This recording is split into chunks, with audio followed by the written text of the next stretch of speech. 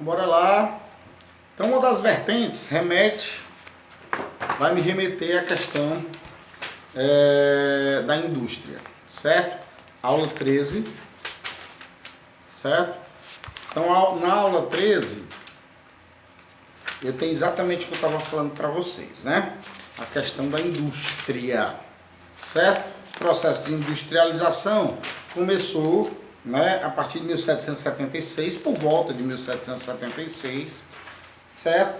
Então você tem, claro, e nós já falamos disso muitas vezes, certo? A Revolução Industrial. A Revolução Industrial foi uma sequência de eventos, descobertas, processos, da qual surgiu a indústria têxtil, né? Passa-se a utilizar o carvão. A Inglaterra é a pioneira, por conta até da sua questão política e administrativa da época. Ok?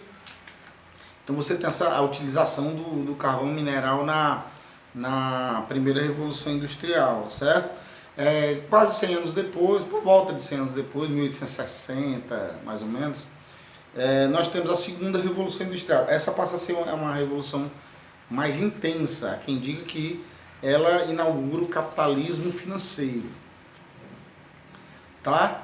Então, que é aquele que mistura o capital de financiamento com o capital industrial, certo? Então, essa segunda revolução aparecem invenções maravilhosas, como o motor de combustão interna, por isso que a gente tem um carro hoje, certo? O aço surge aí através do processo Bessemer, o dínamo que gera eletricidade, a fonte energética passa a ser o petróleo, que era muito melhor. Claro que junto com isso vem todo o processo do refino, da petroquímica e tal, certo? A partir dessa revolução. E ela se espalha por vários países da Europa, além do Japão e dos Estados Unidos. Tá bom? Então, é claro, na época era muito mais importante a questão da localização para a economia para aumentar, maximizar os lucros, vamos dizer assim. Por quê? Porque quanto mais perto do mercado consumidor, certo? Melhor. E da mão de obra, melhor, né? Então, se tem essa revolução, você não tinha uma evolução tão grande dos transportes ainda. Com essa evolução dos transportes, você tem a terceira revolução industrial, claro, certo? Os transportes se tornaram mais eficientes. Por conta disso, eu tenho uma questão. Eu tenho a questão digamos assim, a expansão, né? Da indústria pelo mundo. Então você tem as indústrias que têm sede em países desenvolvidos começam a produzir em países não desenvolvidos ou simplesmente subdesenvolvidos, fazendo com que se forme um novo grupo de países, chamado novos países industrializados. Tem dois grupos aí que eu destacaria, que é os que fizeram a substituição de importação. No meio destes, né, está o Brasil, certo? E os que se tornaram em plataforma de exportação, que no caso aí eu destacaria os tigres asiáticos, tá? Porque nem todos são propriamente países. Tá legal? Então, aí após a Segunda Guerra Mundial, vem o período técnico-científico informacional, vem a terceira Revolução Industrial, né? O mundo se adequa, porque ele se recupera da grande crise de 1929, e a gente tem já a adoção do neoliberalismo, que é quando o Estado tem um certo controle na economia, mas deixa com que ela por si só, né, se desenvolva. É claro que foi nessa filosofia sem que o Estado interviesse na economia que nós tivemos a grande crise de 1929. Mas o processo agora é diferente, porque o Estado ele passa a interferir, certo? Para corrigir as situações do mercado. Ele ainda é uma espéciezinha de mão invisível, que era o que predominava no liberalismo econômico. Tá certo? Pronto. Então aparece após a terceira Guerra Mundial, o período técnico-científico, uma indústria contemporânea, certo? Então, você tem a indústria com alta tecnologia. Ela começa a aparecer essas indústrias com alta tecnologia, certo? Isso que nos faz, claro, entender sobre a geografia da indústria. Essa expansão, né? essa distribuição maior espacial da indústria faz com que a gente tenha também o que a gente chama de indústria moderna. Apesar do nome moderno, né, ele fica meio obsoleto quando se fala em período contemporâneo, já que nós estamos numa idade contemporânea, não mais numa idade moderna. Pronto. Você tem os modelos de produção, que típico da segunda revolução industrial, que acabou gerando a crise, que você produz sem saber se tem mercado para consumir aqueles produtos, né? Então você tem linhas de montagens, né? E você tem, claro, e evidentemente, o Fordismo. Claro, Fordismo vem das indústrias Ford, né? Aquela famosa Ford, é um Ford, né? E tal. Então eles produziam. O trabalhador, ele não sabia fazer um carro, ele sabia fazer uma parte do carro. Certo? Isso é chamado Taylorismo, Fordismo, Ford e Taylorismo. Na indústria moderna, você tem já um trabalho mais especializado. Com a mecanização da própria indústria, maior, e o Brasil demorou para se inserir nessa nova realidade, você tem uma menor utilização de mão de obra e uma utilização do trabalho do trabalho mecânico. Tá? O que faz com que, digamos assim, você tenha até uma quantidade significativa do desemprego. Tá? Então, com a evolução disso, os anos 80, os anos 90, né, e tal, eu destacaria como uma grande indústria dessa industrialização moderna a Toyota, que é uma fábrica japonesa. Você sabe que a Toyota que produz a famosa Hilux, né, que é o objeto de desejo de muitos aqui no Brasil. Muita gente tinha vontade de possuir uma Hilux, assim como o próprio Corolla, que fazem parte da Toyota. Então, lá eles começaram a produzir de acordo com a demanda, ou seja, quando tem a procura eles produzem muito, quando não tem eles reduzem a produção.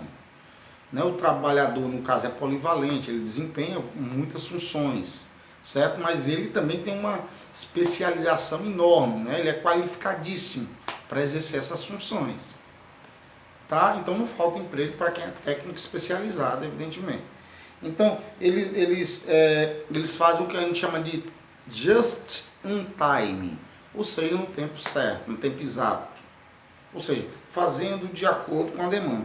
Assim você diminui o risco da superprodução, você diminui o risco de prejuízo e, claro, você tende a maximizar os lucros, certo? Então nós temos, claro, e evidentemente as três revoluções com questões distintas. É claro que, juntamente com esse novo período, com essa indústria moderna, nós temos as indústrias de alta tecnologia, né? Destacando, por exemplo, o Vale do Silício, que se tem, junto com as indústrias de produção de massa, você tem os tecnopolos, que é aqueles que melhoram os equipamentos para depois eles serem produzidos. Não é à toa que os aparelhos celulares hoje, eles são de alta tecnologia, onde dispositivos são criados em vários lugares do mundo e montados em um lugar específico para depois ser exportado, para depois ser vendido para o mundo. Né? Então tem empresas que a função dela é só melhorar o equipamento, através da nanotecnologia, né? Tecnologia de informação, no caso das indústrias da mecatrônica, né? Onde o trabalho do cientista ele é fundamental. Só melhora-se através do estudo. Claro, para a pessoa se tornar um cientista, um dia ela tem que fazer o ensino infantil, o ensino fundamental 1, ensino fundamental 2, o ensino médio, uma pós-graduação, um mestrado, um doutorado, um PhD, por aí vai, porque ele trabalha com pesquisa, melhoramento dos aparelhos, melhoramento dos equipamentos, evolução nas áreas da biomedicina, né? Da biotecnologia, dos transgênicos, então são da área da agricultura, da pecuária, né, nesses estudos todos. Então você tem empresas científicas ligadas a essas novas técnicas, né? E claro, e evidentemente na questão da industrialização. A Samsung é coreana, da Coreia do Sul, que é chamado Novo Tigre Asiático, que ainda não pode ser considerado como realmente um país desenvolvido, certo? E certo? Os dispositivos que ela usa para montar esses aparelhos são produzidos em vários lugares do mundo, e boa parte também, já que eles investiram na produção de tecnologia. O Brasil era para ter feito isso também, quando se industrializou, acabou se atrasando, virando uma industrialização meio arcaica, até 1990, quando o Collor faz a liberalização das importações. Tá? Então foi um mérito, realmente na época foi muito criticado, mas foi um mérito porque você tinha poucas empresas atuando no Brasil. Com essa liberalização vieram muitas, certo? Então o livre mercado, a livre concorrência pôde se fazer, e as indústrias nacionais tiveram que se modernizar para poder competir com essas indústrias internacionais ou com esses equipamentos e produtos internacionais que foram jogados no mercado nacional. Né? A Philips teve que concorrer com a Samsung, né? Porque não produz só aparelhos ou telefônicos, produz também TVs, etc. Né? Computadores, ou empresas que produziam microcomputadores, né? Na época o notebook não era uma realidade para pobre, certo? Mas aí elas tiveram que se adequar para poder concorrer com a indústria internacional. Isso acabou favorecendo o mercado consumidor e fazendo com que a indústria brasileira se modernizasse. Então foi uma coisa positiva de um governo que acabou sofrendo o impeachment. E é sobre isso também que nós vamos falar com relação. Isso só se deveu, claro, à evolução dos transportes, né? Que uma coisa antes produzida lá na Coreia do Sul para concorrer com o produto nacional ficaria muito caro se os transportes fossem precários, né? Certo? Então, na próxima aula, evidentemente, a gente já estudou a aula 13, agora a gente vai entrar no processo de globalização que está bem ligado, vamos dizer assim, à questão da industrialização, da primeira, da segunda, da terceira, há quem considera a quarta revolução industrial, né? Então, o mundo hoje ele é muito dinâmico em vários aspectos, econômico, político e tal, e a integração se dá quando você tem uma crise em um determinado país que acaba afetando o mundo todo, né? Porque as economias são globalizadas, e é o assunto da nossa próxima aula. Tchau, tchau. Beijos para vocês do terceiro ano. Beijão, beijão, beijão. Tá? Lembrando que nossas aulas, revezando aí os alunos, né, já começaram. Espero que vocês compareçam às aulas presenciais. Tá bom? Cheirinho para vocês. Até a próxima aula.